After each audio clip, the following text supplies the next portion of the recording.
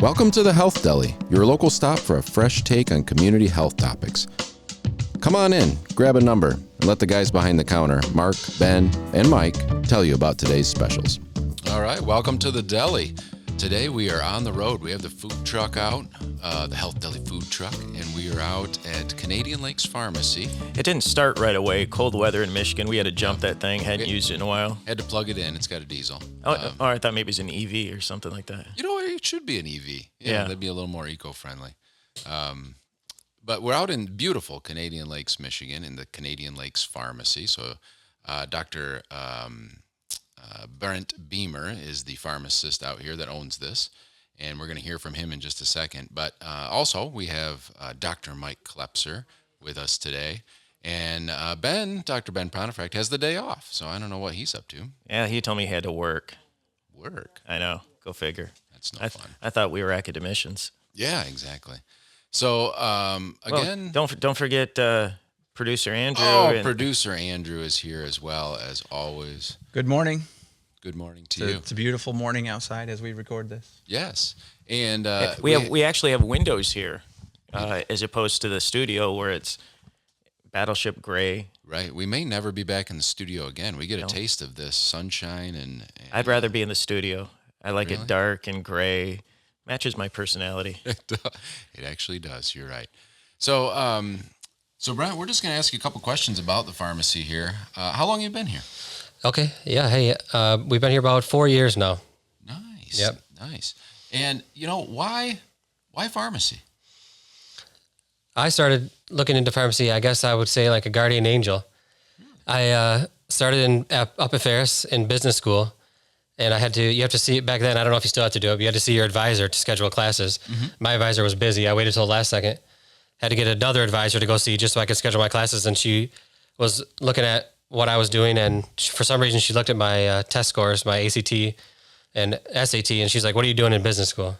And I was like, "I don't know. What do you mean?" And she's like, "You should be in pharmacy school." So I looked into it, and here we are. Nice. Yeah. Pharmacy is where business and healthcare collide for sure. Yeah.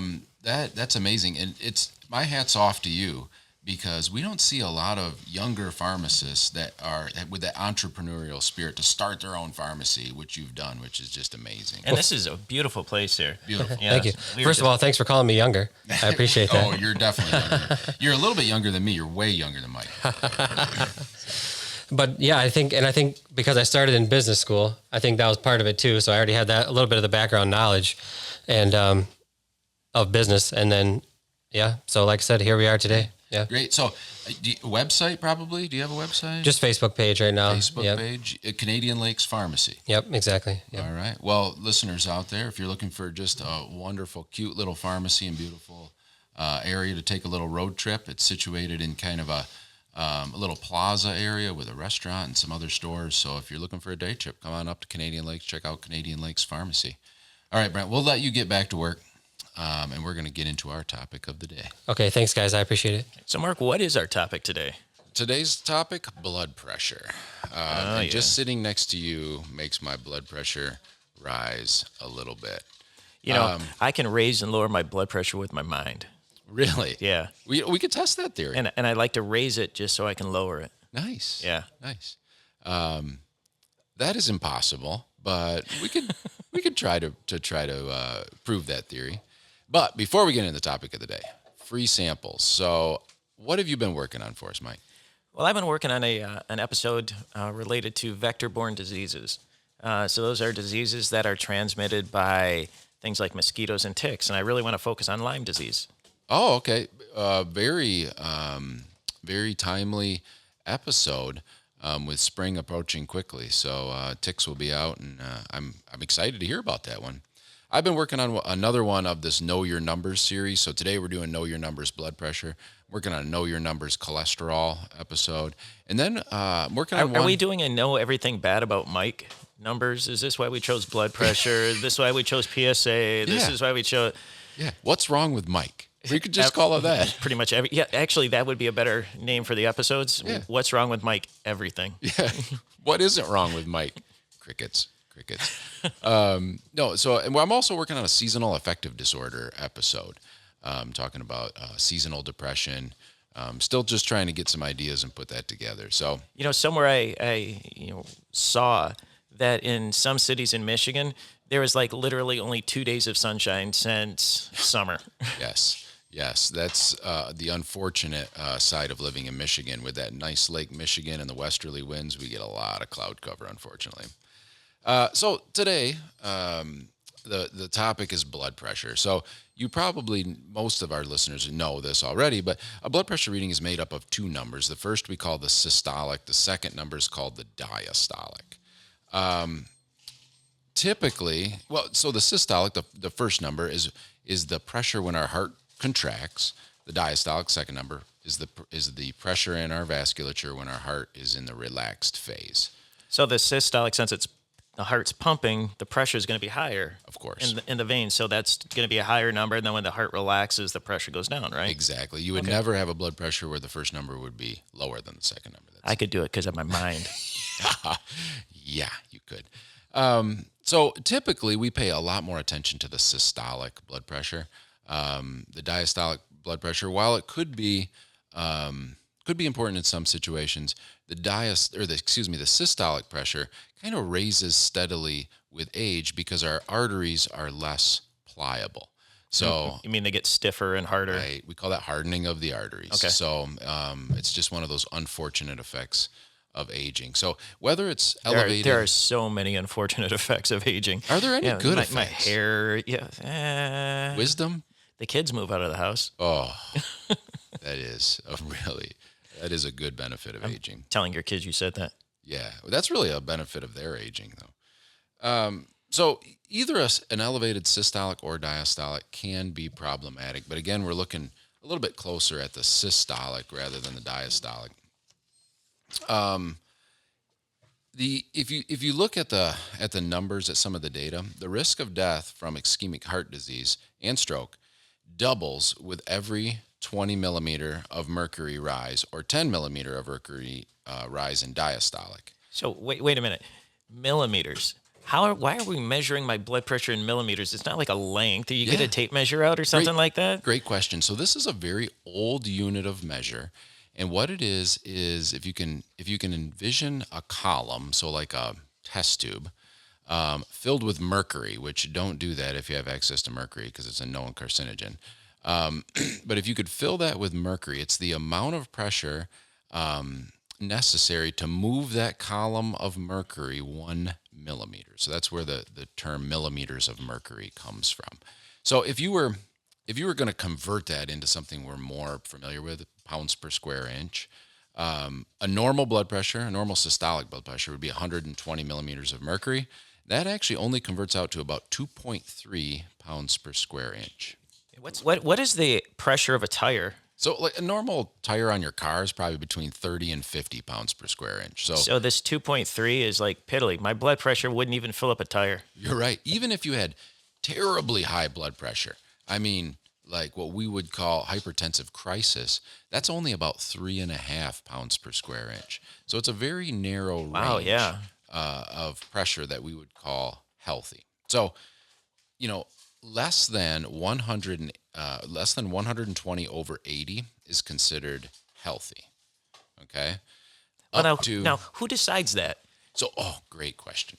So I'm going, all of what we're talking about today is based on the American Heart Association's interpretation of healthy versus stage 1, stage 2, or hypertensive crisis.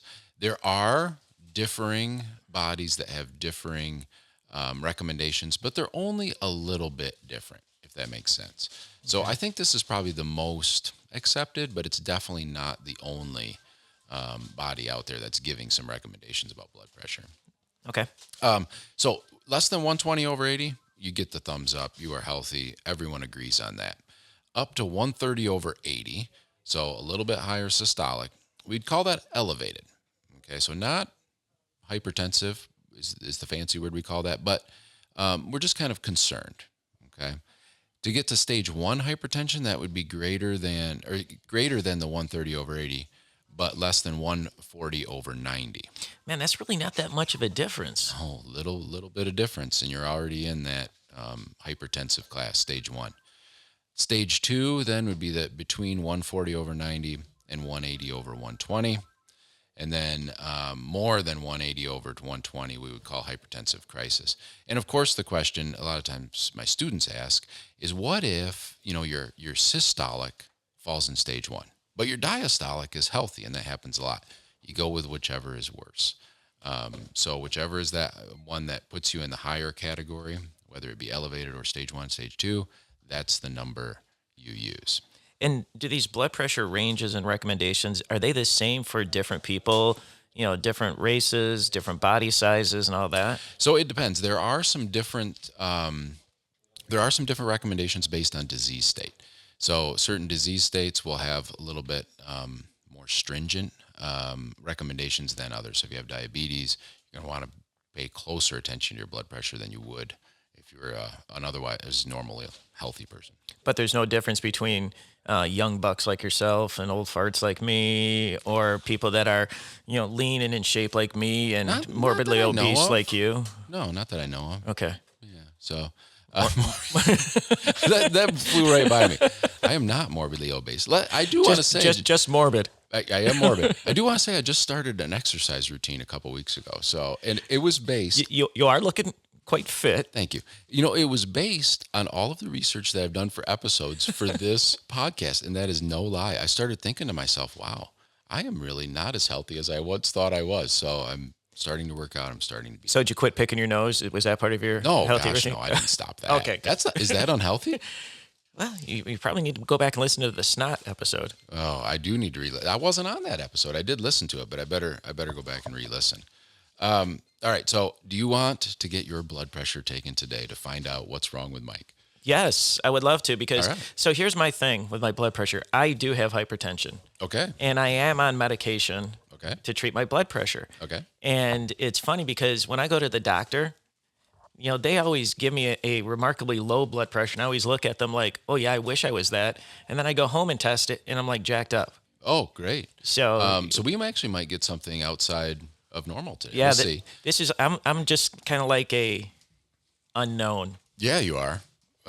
More ways than one. All right. So we're going to have Do you need me to take my shirt off? I do. See my guns? I would like to see your guns. Yes. All right. I'm going to have to take my earphones off here. I'm going to get ready to do this. So I'm going to hand over the play-by-play to producer Andrew. Andrew, are you ready to announce this? Ready. All right. Do you have a cuff big enough for these? So I brought along a pediatric cuff for Mike's biceps. Welcome to the gun show. Selling tickets all day long. So now what is this that you're putting on me? Oh. So this is a blood pressure cuff, right? Yep. How do you know how tight to put it on? Great question. When I yell and slap him, that's tight enough? Great question. So when you put the cuff on, you should be able to slide a couple of fingers underneath it. If you can't, it's too tight. Got it. And we put this on the upper part of the arm, and we want to listen, over the bend in the elbow, right? Mm-hmm. Okay. What is this called? Pronounce it for me. I can't. Sphygmometer or something? Sphygmomanometer. Sphygmomanometer. For those of you that can't hear what he's saying, he's essentially just tongue-tied and, kind of spitting all over the place. And I'm not going to repeat it. I do see a line on there. That's actually the same symbol we use for a camera sensor, but that's for the artery. Right. You put that over the artery not because the cuff is magical in any way, but it keeps all the tubes and stuff out of the way and kind of helps you identify that when you're putting your stethoscope down. Perfect. So we're getting a reading. It's really intense in here. Could cut the tension with a knife.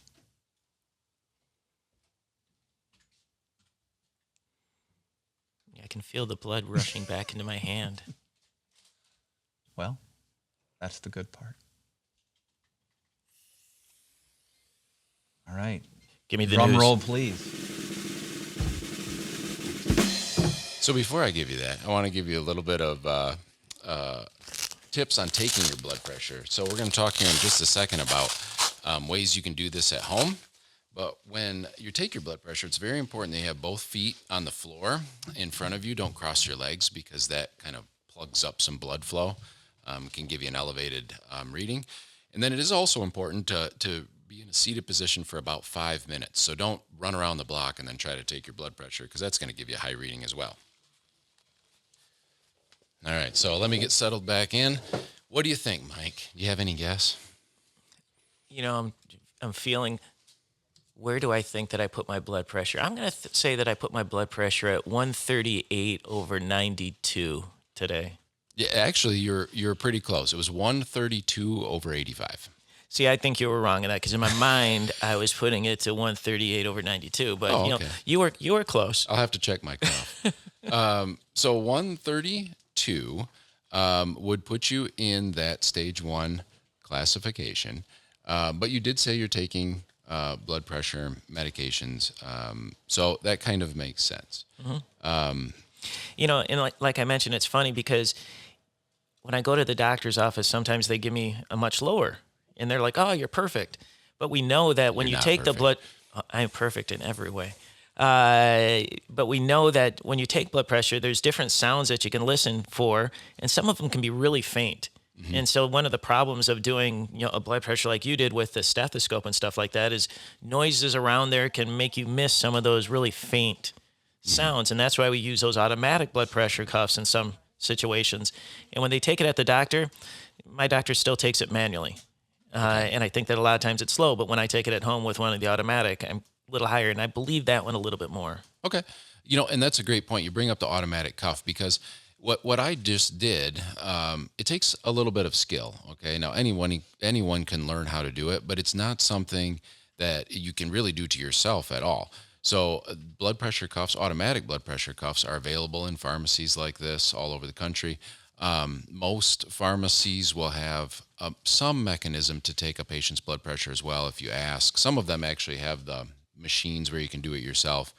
They're like the old stockades. Yeah, right. similar. And, You don't put your head in it, just your arms. Right.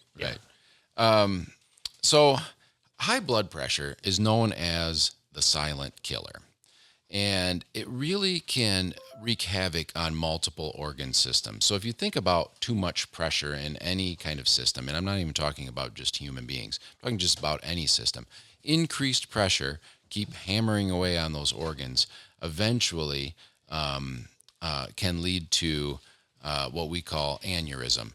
So it can kind of distend that blood vessel, and that blood vessel could potentially rupture. So that could look like a heart attack, that could look like a stroke, that could look like renal failure, it could look like a whole bunch of things. But all of the things that are associated with high blood pressure are bad. Yes. I'm sitting here contemplating my own mortality at the moment. Yeah. So I'm probably going to die before the end of the episode. Is that what you're saying? You know, we can actually calculate that if we have one piece of the puzzle. One piece of the puzzle is blood pressure. The other piece of the puzzle is a cholesterol test. So, teasing another episode, if we can get a cholesterol test on you, we can actually calculate your risk. Sweet. I just ate a bacon, egg, and cheese biscuit on the way here. Yes. So we're probably going to see some high numbers. So now help me out here. Mm-hmm. You put all these numbers that the experts say are healthy and unhealthy and stuff like that.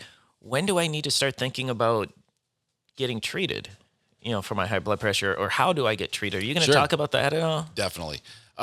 Before though, we were talking about this before the episode, and high blood pressure is an incredibly common disease state.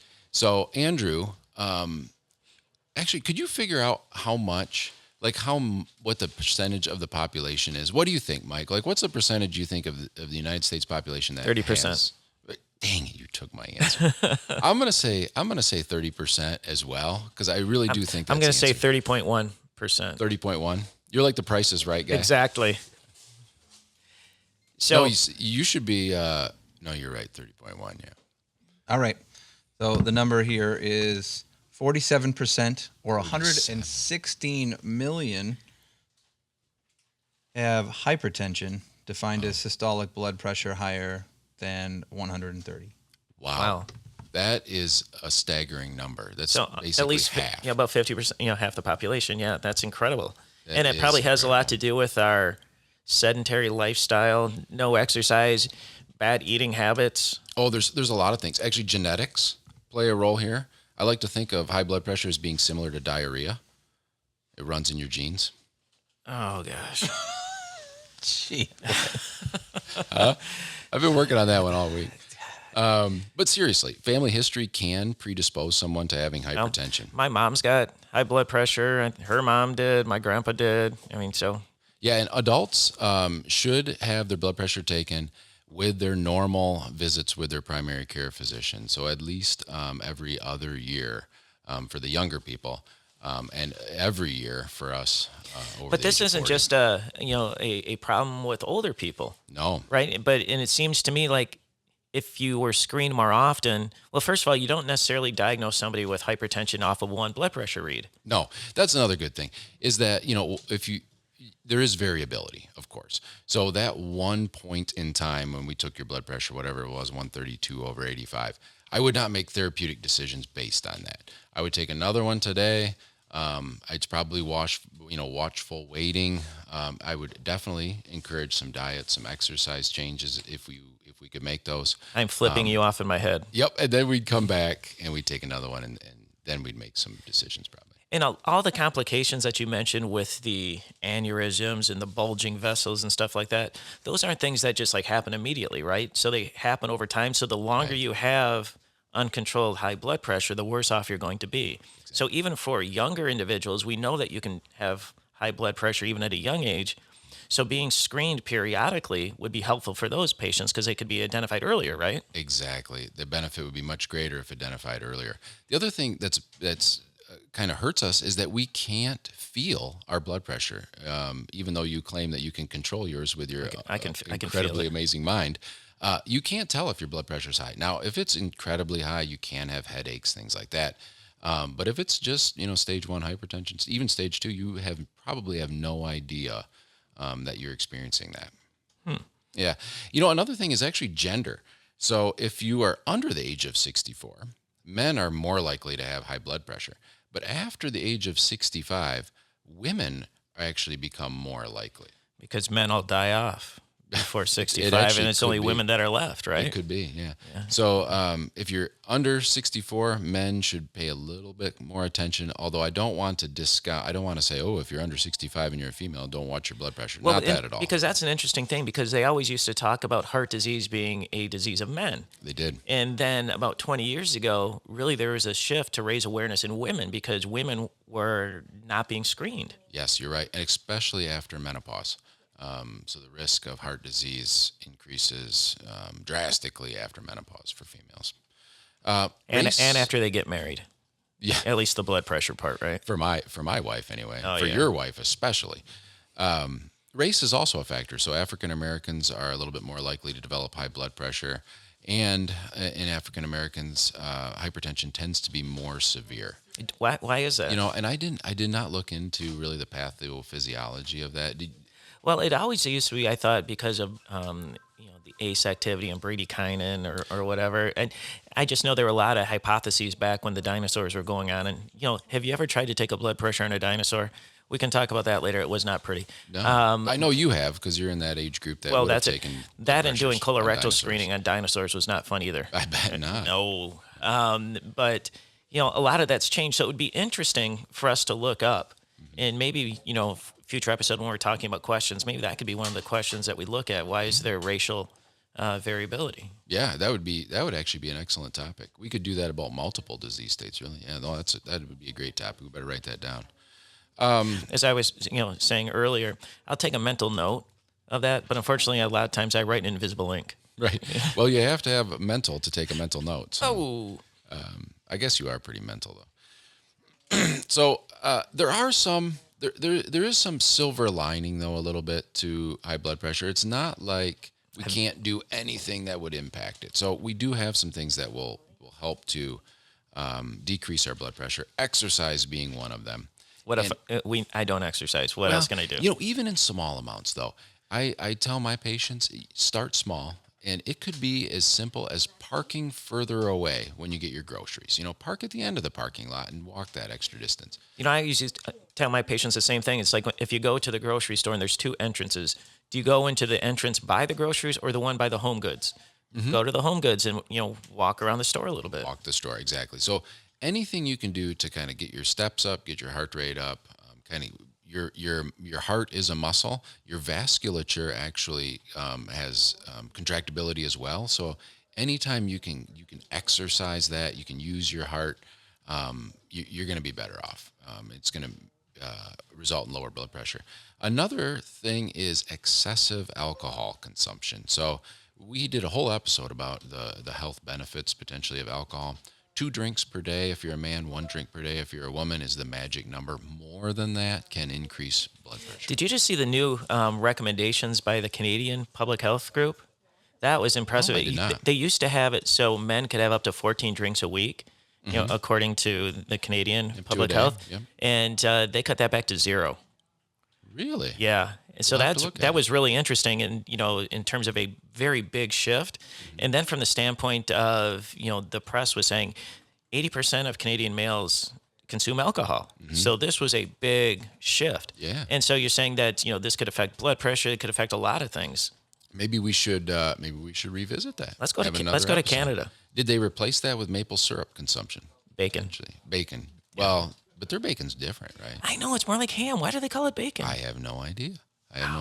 We'll have to we should go take the food truck to Canada. That's what I said. We need to do this. We do that and ask questions. Why is your bacon not really bacon? Yeah. You start having good ideas like this, I'm going to start listening to it. Yes, I'm ready for that Canadian episode. A couple other disease states, sleep apnea, if you experience that, more likely to experience hypertension. Really? Why? I'm going to ask why again. I didn't look it up. Were you not prepared for this episode? I'm not as prepared as I normally am, but according to the American Heart Association, sleep apnea, and I think it could be probably levels of What cortisol. was the question? Why? How is sleep apnea? How does it affect blood pressure? I mean, let's be honest. Andrew's more useful here than you are today. He is. He's got the Google machine in front of him. I think this is my theory, only a theory. I think it has to do with cortisol levels, stress hormone. So if you're not if you're not getting good levels of sleep, you have increased levels of cortisol, which would indicate higher levels of blood pressure. Gotcha. So that's my thought. Well, it says that sudden drops in blood oxygen levels that occur during OSA increase Obstructive blood- sleep apnea. Okay, increase blood pressure and strain the cardiovascular system. But it doesn't say why. It doesn't say why. We'll find this out. Oxygen loss, makes sense. Well, your heart works harder because you have less oxygen, so that usually it decreases your oxygen supply. And even if your heart's muscle maintains the same requirements for oxygen, it's going to pump harder, increase the blood flow, so that's going to increase your pressure. Mm-hmm. Blood pressure is, what is it?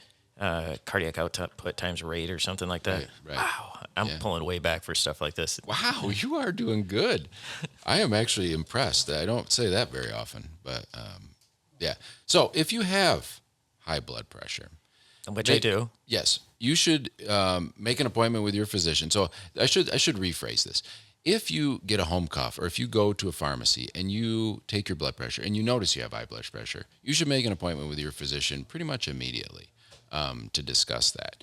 If you are in that range of what we call hypertensive crisis, so in that 180 over 120 plus, and you have any symptom that could be related to that high blood pressure, like a headache is the most common, that is actually a trip to the emergency room because your risk of stroke at that point increases drastically. So greater than 180 over 120 and vision changes or headache, straight to the ER. Anything less than that, follow up with your physician immediately. Well, and one of the things that you brought up is, there's a lot of variability with the blood pressure readings. So it's important to track those. So if you get yourself an app or something like that, or just a piece of paper so you can track it over time. I'm a visual person, so I love some of these health apps where you can, do your blood pressure and watch the trend over time. And some of these automatic blood pressures automatically populate your phone. Yeah. And so that's been cool. And actually some watches, your watch probably takes your blood pressure. My watch does one thing. Tells time. Tells time. I thought you got an iWatch It one has a day. date. No, me? No, I thought you did it because of the insurance plan. They give you $75 No, I back. wanted to, but I never did it. I Wow. was just appeasing you because you were all excited about it, and I felt bad for you. So Wow. I'm like, oh yeah, I'm going to do that. I'm going to do that. You are a barrier to healthcare. I am a barrier to my own healthcare. So if you are diagnosed with hypertension and diet and exercise isn't enough, and this is all too common, unfortunately, There are a whole bunch of medications that we can use to treat those. So kind of a long laundry list, but I'm going to go through some of these. I'm going to try to use some names. Maybe we'll spark some names with the listeners. We have beta blockers. Beta blockers block the beta receptor on our hearts. And what that does is it decreases the rate of contraction. So it makes our heart beat a little bit slower. So your pulse, if you're measuring your pulse, Exactly. might decrease. Brings our heart rate down a little bit. These are the olols. So things like atenolol, metoprolol, those are beta blockers. And there's a whole bunch of those. Way back in the day, these were probably the most common blood pressure meds. Not so much anymore. We do use them for some other disease states, but you still see them quite a bit out there. Probably the most popular nowadays are what's called ACE inhibitors and ARBs. I've grouped those two together because they work basically by doing the same thing, which is decrease vascular resistance by relaxing blood vessels. And you alluded to earlier about angiotensin converting enzyme, bradykinin, and we can get a little farther in that if you want to, but generally for the kind of non-healthcare professional out there, it's relaxing your blood vessels just a little bit.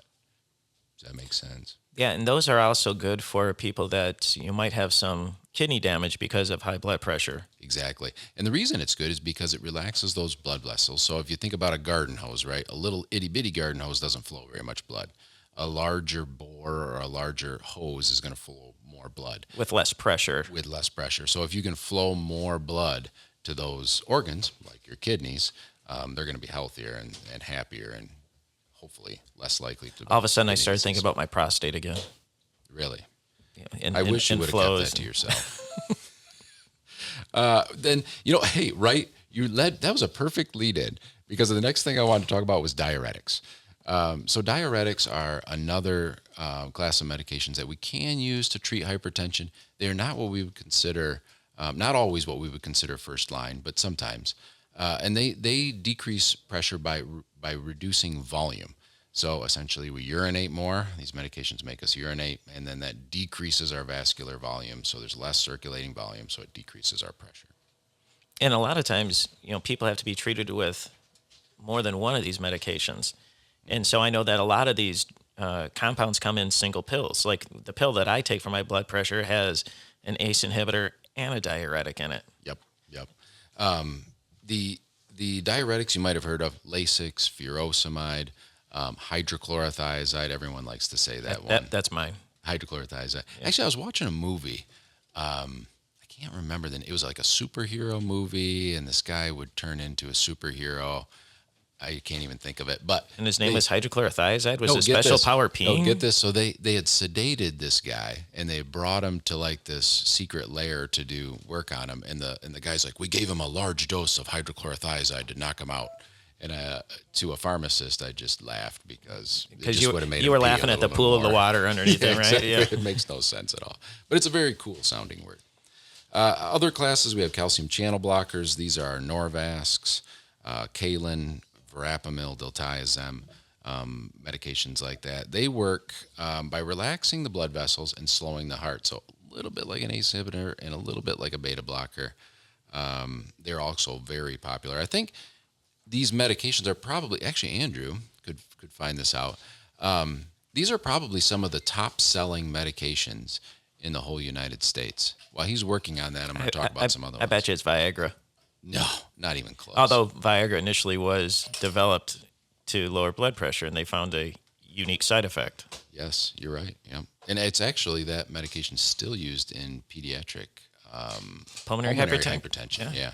So that's high blood pressure of your lungs. Yeah, we use it in long-term care a lot to help people, males, from falling out of bed.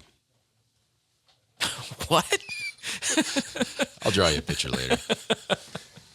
Did you find Andrew?